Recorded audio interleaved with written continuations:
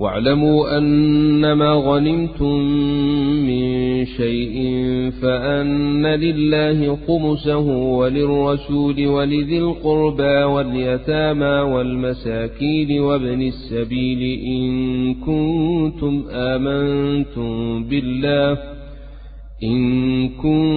آمنتم بالله وما أنزلنا على عبدنا يوم الفرقان يوم التقى الجمعان والله على كل شيء قدير.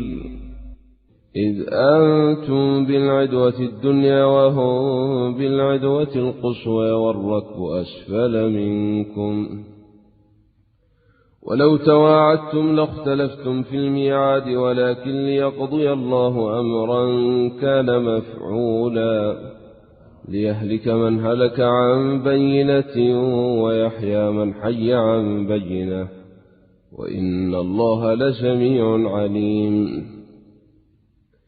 إذ يريكهم الله في منامك قليلا ولو أريكهم كثيرا لفشلتم ولتنازعتم في الأمر ولكن الله سلم إنه عليم بذات الصدور. وإذ يريكموهم إذ التقيتم في أعينكم قليلا ويقللكم في أعينهم ليقضي الله أمرا كان مفعولا وإلى الله ترجع الأمور. يا أيها الذين آمنوا إذا لقيتم فئة فاثبتوا واذكروا الله كثيرا لعلكم تفلحون.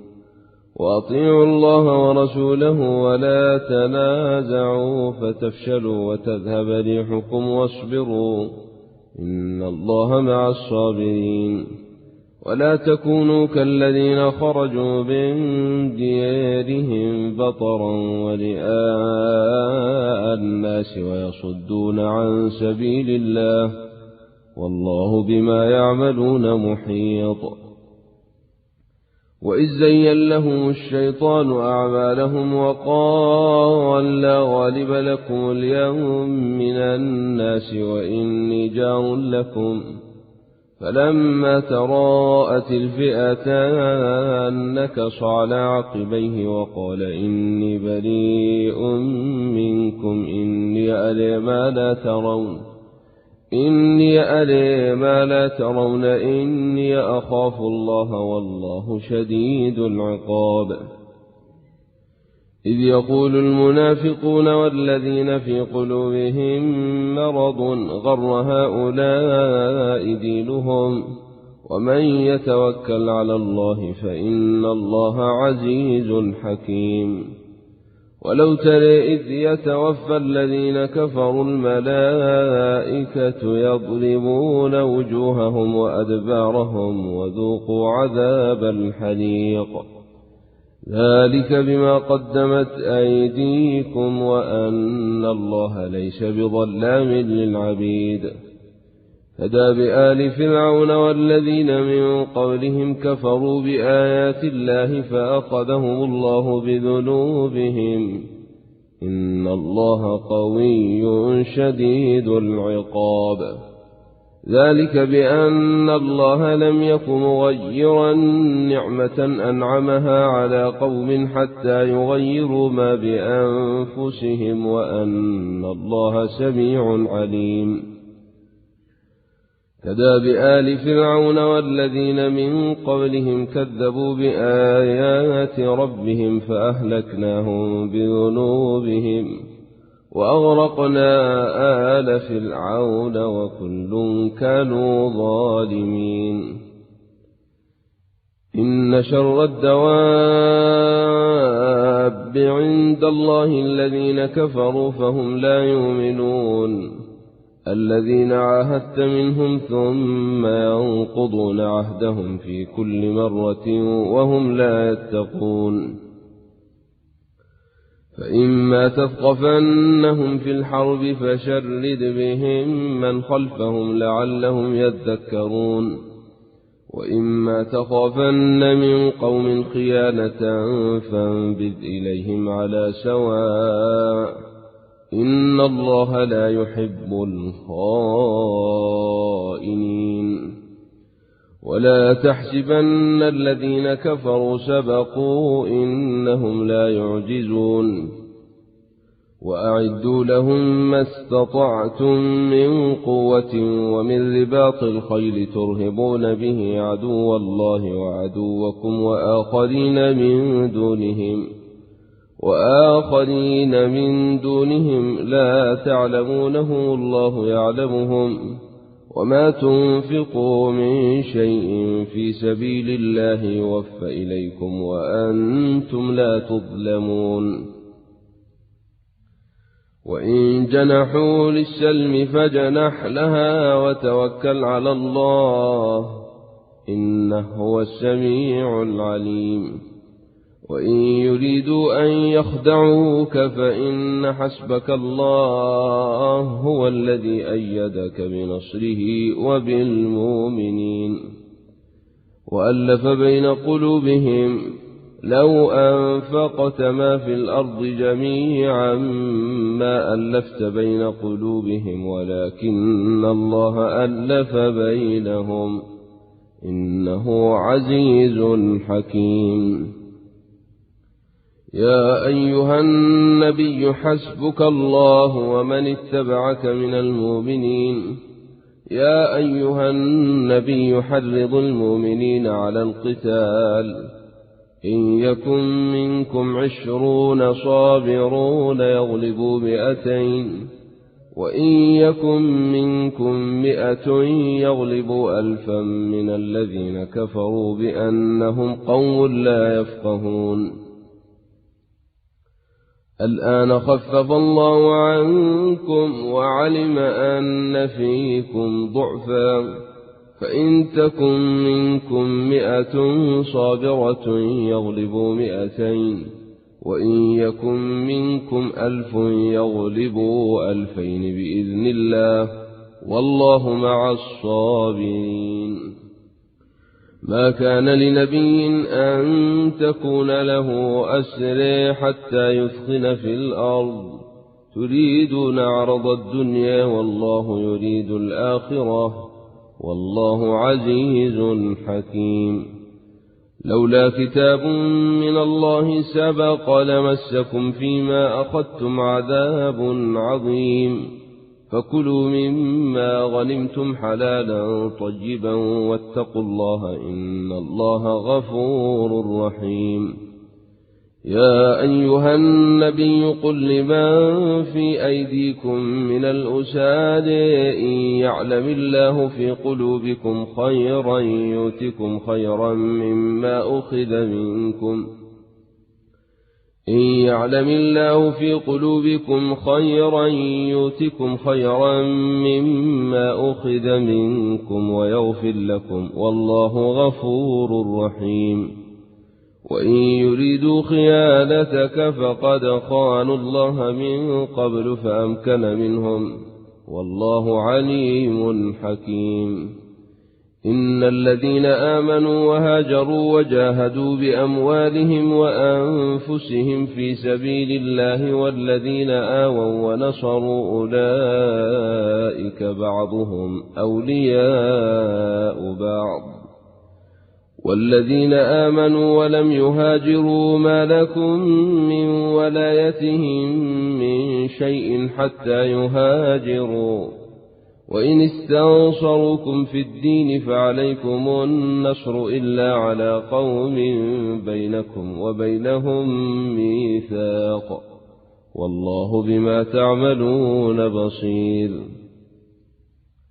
والذين كفروا بعضهم أولياء بعض إلا تفعلوه تكن فتنة في الأرض وفساد كبير. والذين آمنوا وهاجروا وجاهدوا في سبيل الله والذين آووا ونصروا أولئك هم المؤمنون حقا لهم مغفرة ورزق كريم. والذين آمنوا من بعد وهاجروا وجاهدوا معكم فأولئك منكم وأولو الأرحام بعضهم أولى ببعض في كتاب الله إن الله بكل شيء عليم.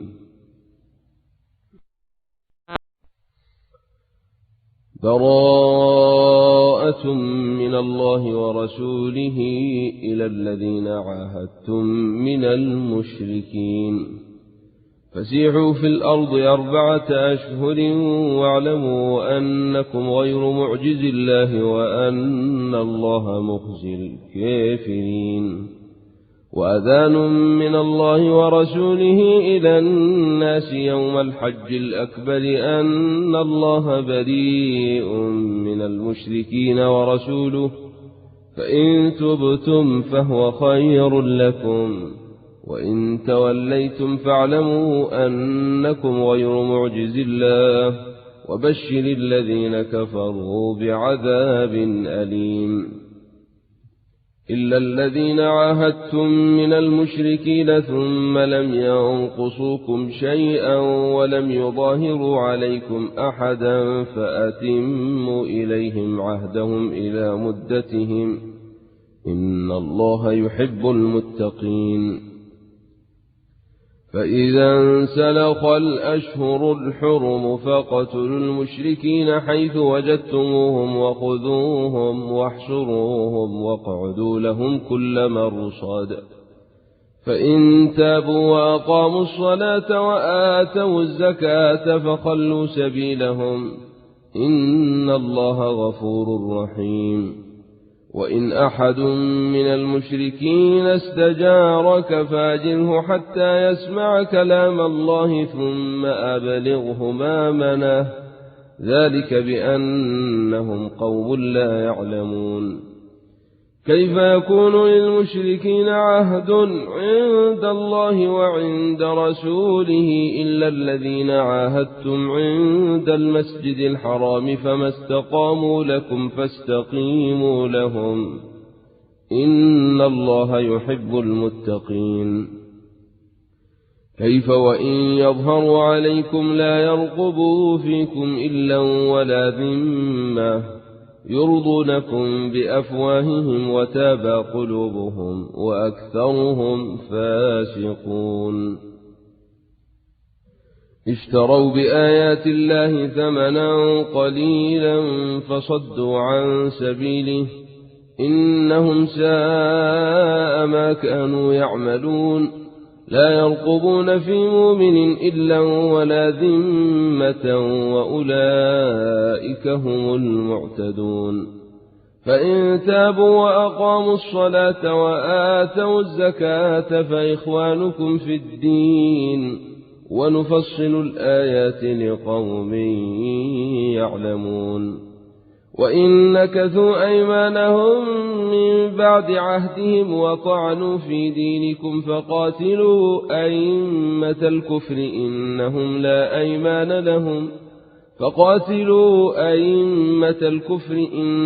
لا أيمان لهم لعلهم ينتهون. ألا تقاتلون قوما نكثوا أيمانهم وهموا بإخراج الرسول وهم بدؤوكم أول مرة أتخشونهم فالله أحق أن تخشوه إن كنتم مؤمنين. قاتلوهم يعذبهم الله بأيديكم ويخزهم وينصركم عليهم ويشفي صدور قوم مؤمنين ويذهب غيظ قلوبهم ويتوب الله على من يشاء والله عليم حكيم. أم حسبتم أن تتركوا ولما يعلم الله الذين جاهدوا منكم ولم يتخذوا من دون الله ولا رسوله ولا المؤمنين وليجة والله خبير بما تعملون. ما كان للمشركين أن يعمروا مسجد الله شاهدين على أنفسهم بالكفر أولئك حبطت أعمالهم وفي النار هم خالدون. إنما يعمر مساجد الله من آمن بالله واليوم الآخر وأقام الصلاة وآتى الزكاة ولم يخش إلا الله فعسى أولئك أن يكونوا من المهتدين. أجعلتم سقاية الحاج وعمارة المسجد الحرام كمن آمن بالله واليوم الآخر وجاهد في سبيل الله لا يستوون عند الله والله لا يهدي القوم الظالمين. الذين آمنوا وهاجروا وجاهدوا في سبيل الله بأموالهم وأنفسهم أعظم درجة عند الله وأولئك هم الفائزون. يبشرهم ربهم برحمة منه ورضوان وجنات لهم فيها نعيم مقيم خالدين فيها أبدا إن الله عنده أجر عظيم. يا أيها الذين آمنوا لا تتخذوا آباءكم وإخوانكم أولياء إن استحبوا الكفر على الإيمان ومن يتولهم منكم فأولئك هم الظالمون. قل إن كان آباؤكم وأبناؤكم وإخوانكم وأزواجكم وعشيرتكم وأموال اقترفتموها وتجارة تخشون كسادها ومساكن ترضونها أحب إليكم من الله ورسوله وجهاد في سبيله فتربصوا حتى يأتي الله بأمره والله لا يهدي القوم الفاسقين. لقد نصركم الله في مواطن كثيرة ويوم حنين إذ أعجبتكم كثرتكم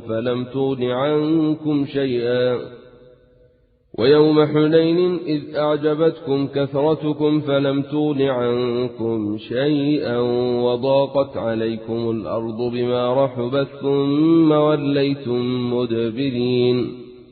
ثم أنزل الله سكينته على رسوله وعلى المؤمنين وأنزل جنودا لم تروها وعذب الذين كفروا وذلك جزاء الكافرين. ثم يتوب الله من بعد ذلك على من يشاء والله غفور رحيم.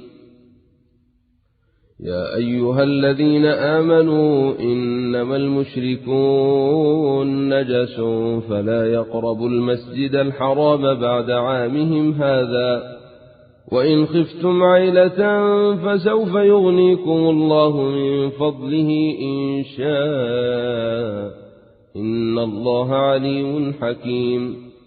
قاتلوا الذين لا يؤمنون بالله ولا باليوم الآخر ولا يحرمون ما حرم الله ورسوله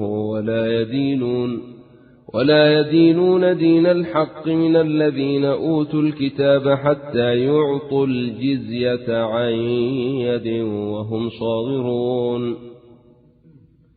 وقالت اليهود عزير بن الله وقالت النصارى المسيح ابن الله ذلك قولهم بأفواههم يضاهون قول الذين كفروا من قبل قاتلهم الله أنى يؤفكون.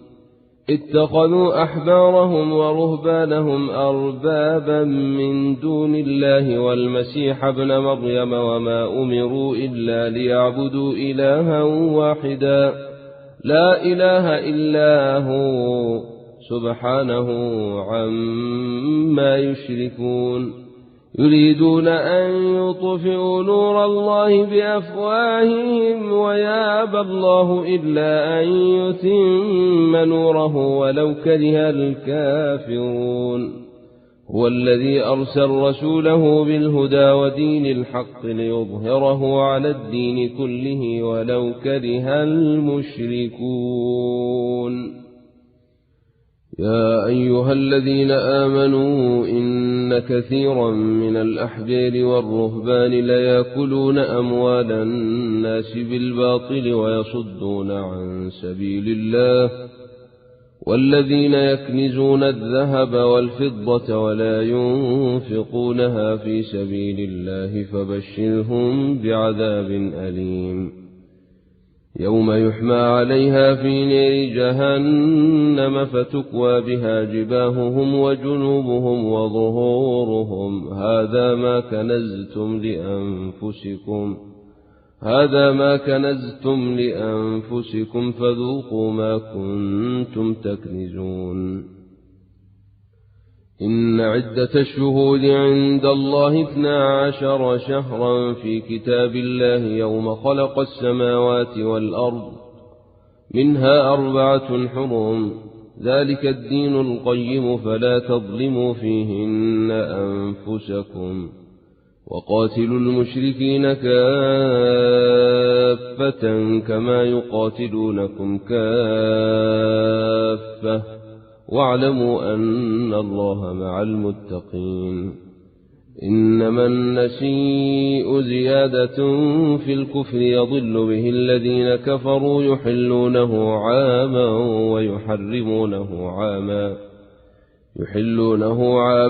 ويحرمونه عاما ليواطئوا عدة ما حرم الله فيحلوا ما حرم الله، زين لهم سوء أعمالهم والله لا يهدي القوم الكافرين. يا أيها الذين آمنوا ما لكم إذا قيل لكم انفروا في سبيل الله اثاقلتم إلى الأرض أرضيتم بالحياة الدنيا من الآخرة فما متاع الحياة الدنيا في الآخرة إلا قليل. إلا تنفروا يعذبكم عذابا أليما ويستبدل قوما غيركم ولا تضروه شيئا والله على كل شيء قدير. إلا تنصروه فقد نصره الله إذ أخرجه الذين كفروا ثاني اثنين إذ هما في الغار إذ يقول لصاحبه لا تحزن إن الله معنا، فأنزل الله سكينته عليه وأيده بجنود لم تروها وجعل كلمة الذين كفروا السفلى وكلمة الله هي العليا والله عزيز حكيم. انفروا خفافا وثقالا وجاهدوا بأموالكم وأنفسكم في سبيل الله ذلكم خير لكم إن كنتم تعلمون. لو كان عرضا قريبا وسفرا قاصدا لاتبعوك ولكن بعدت عليهم الشقة وسيحلفون بالله لو استطعنا لخرجنا معكم يهلكون أنفسهم والله يعلم إنهم لكاذبون.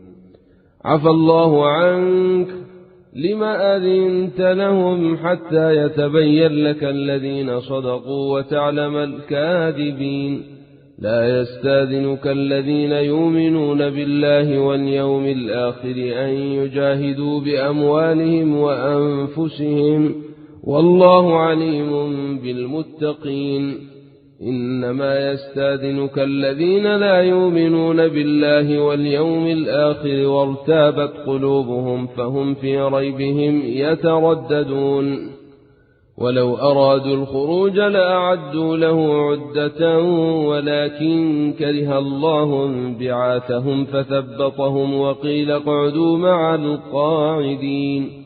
لو خرجوا فيكم ما زادوكم إلا خبالا ولأوضعوا خلالكم يبغونكم الفتنة وفيكم سماعون لهم والله عليم بالظالمين. لقد ابتغوا الفتنة من قبل وقلبوا لك الأمور حتى جاء الحق وظهر أمر الله وهم كارهون ومنهم من يقول ذلي ولا تفتني ألا في الفتنة سقطوا وإن جهنم لمحيطة بالكافرين إن تصبك حسنة تسؤهم وإن تصبك مصيبة يقولوا قد أخذنا أمرنا من قبل ويتولوا وهم فرحون قل لن يصيبنا إلا ما كتب الله لنا هو مولانا وعلى الله فليتوكل المؤمنون قل هل تربصون بنا إلا إحدى الحسنيين ونحن نتربص بكم أن يصيبكم الله بعذاب من عنده أو بأيدينا فتربصوا إنا معكم متربصون قل أنفقوا طوعا أو كرها لن يتقبل منكم إنكم كنتم قوما فاسقين وما منعهم أن تقبل منهم نفقاتهم إلا أنهم كفروا بالله وبرسوله ولا يأتون الصلاة إلا وهم كسالى ولا ينفقون إلا وهم كارهون فلا تعجبك أموالهم ولا أولادهم إنما يريد الله ليعذبهم بها في الحياة الدنيا وتزهق أنفسهم وهم كافرون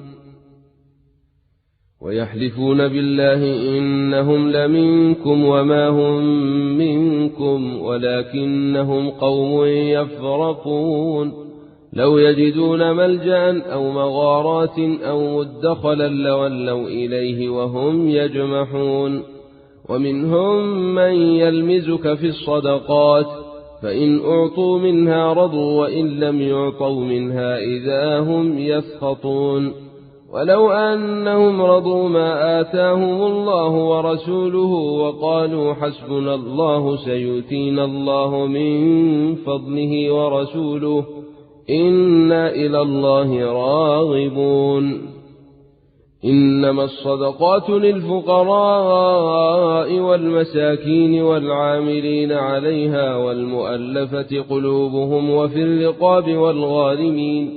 وفي الرقاب والغارمين وفي سبيل الله وابن السبيل فريضة من الله والله عليم حكيم ومنهم الذين يؤذون النبي ويقولون هو أذن قل أذن خير لكم يؤمن بالله ويؤمن للمؤمنين ورحمة للذين آمنوا منكم والذين يؤذون رسول الله لهم عذاب أليم يحلفون بالله لكم ليرضوكم والله ورسوله أحق أن يرضوه إن كانوا مؤمنين ألم يعلموا أنه من يحادد الله ورسوله فأن له نار جهنم خالدا فيها ذلك الخزي العظيم يحذر المنافقون أن تنزل عليهم سورة تنبئهم بما في قلوبهم قل استهزئوا إن الله مخرج ما تحذرون ولئن سألتهم ليقولن إنما كنا نخوض ونلعب قل أبالله وآياته ورسوله كنتم تستهزئون لا تعتذروا قد كفرتم بعد إيمانكم إن يعف عن طائفة منكم تعذب طائفة بأنهم كانوا مجرمين المنافقون والمنافقات بعضهم من بعض يأمرون بالمنكر وينهون عن المعروف ويقبضون أيديهم نسوا الله فنسيهم إن المنافقين هم الفاسقون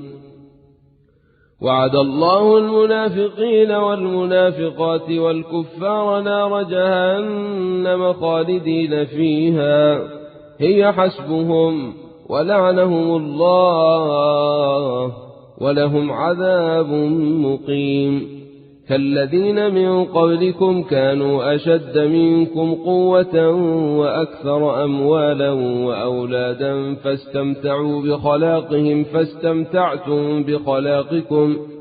فاستمتعتم بخلاقكم كما استمتع الذين من قبلكم بخلاقهم وخضتم كالذي خاضوا أولئك حبطت أعمالهم في الدنيا والآخرة وأولئك هم الخاسرون ألم ياتهم نبأ الذين من قبلهم قوم نوح وعاد وثمود وقوم إبراهيم وأصحاب مدين والمؤتفكات أتتهم رسلهم بالبينات فما كان الله ليظلمهم ولكن كانوا أنفسهم يظلمون والمؤمنون والمؤمنات بعضهم أولياء بعض يأمرون بالمعروف وينهون عن المنكر ويقيمون الصلاة ويؤتون الزكاة ويطيعون الله ورسوله أولئك سيرحمهم الله إن الله عزيز حكيم وعد الله المؤمنين والمؤمنات جنات تجري من تحتها الأنهار خالدين فيها ومساكن طيبة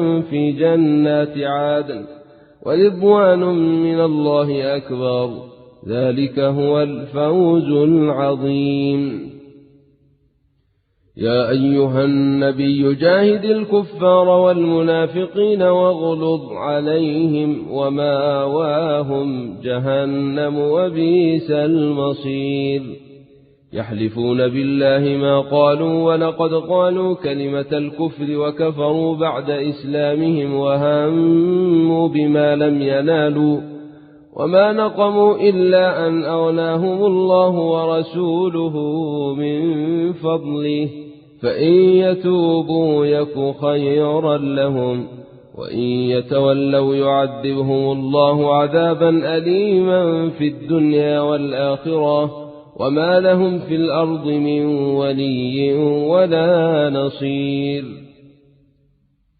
ومنهم من عاهد الله لئن آتانا من فضله لنصدقن ولنكونن من الصالحين فلما آتاهم من فضله بخلوا به وتولوا وهم معرضون فأعقبهم نفاقا في قلوبهم إلى يوم يلقونه بما أخلفوا الله ما وعدوه وبما كانوا يكذبون ألم يعلموا أن الله يعلم سرهم ونجواهم وأن الله علام الغيوب الذين يلمزون المتطوعين من المؤمنين في الصدقات والذين لا يجدون إلا جهدهم فيسخرون منهم سخر الله منهم ولهم عذاب أليم استغفر لهم أو لا تستغفر لهم إن تستغفر لهم 70 مرة فلن يغفر الله لهم ذلك بأنهم كفروا بالله ورسوله والله لا يهدي القوم الفاسقين فرح المخلفون بمقعدهم خلاف رسول الله وكرهوا أن يجاهدوا بأموالهم وأنفسهم في سبيل الله وقالوا لا تنفروا في الحار قل نار جهنم أشد حرا لو كانوا يفقهون فليضحكوا قليلا وليبكوا كثيرا جزاء بما كانوا يكسبون فإن رجعك الله إلى طائفة منهم فاستاذنوك للخروج فقل لن تخرجوا معي أبدا ولن تقاتلوا معي عدوا إنكم رضيتم بالقعود أول مرة فاقعدوا مع الخالفين ولا تصل على أحد منهم مات أبدا ولا تقم على قبره إنهم كفروا بالله ورسوله وماتوا وهم فاسقون ولا تعجبك أموالهم وأولادهم إنما يريد الله أن يعذبهم بها في الدنيا وتزهق أنفسهم وهم كافرون وإذا أنزلت سورة أن آمنوا بالله وجاهدوا مع رسوله استاذنك أولو الطول منهم وقالوا ذرنا لكم مع القاعدين رضوا بأن يكونوا مع الخوالف وطبع على قلوبهم فهم لا يفقهون لكن الرسول والذين آمنوا معه جاهدوا بأموالهم وأنفسهم وأولئك لهم الخيرات وأولئك هم المفلحون أعد الله لهم جنات تجري من تحتها الأنهار خالدين فيها ذلك الفوز العظيم وجاء المعذرون من الأعراب ليؤذن لهم وقعد الذين كذبوا الله ورسوله سيصيب الذين كفروا منهم عذاب أليم ليس على الضعفاء ولا على المرضى ولا على الذين لا يجدون ما ينفقون حرج إذا نصحوا لله ورسوله ما على المحسنين من سبيل والله غفور رحيم ولا على الذين إذا ما أتوك لتحملهم قلت لا أجد ما أحملكم عليه تولوا وأعينهم تفيض من الدمع حزنا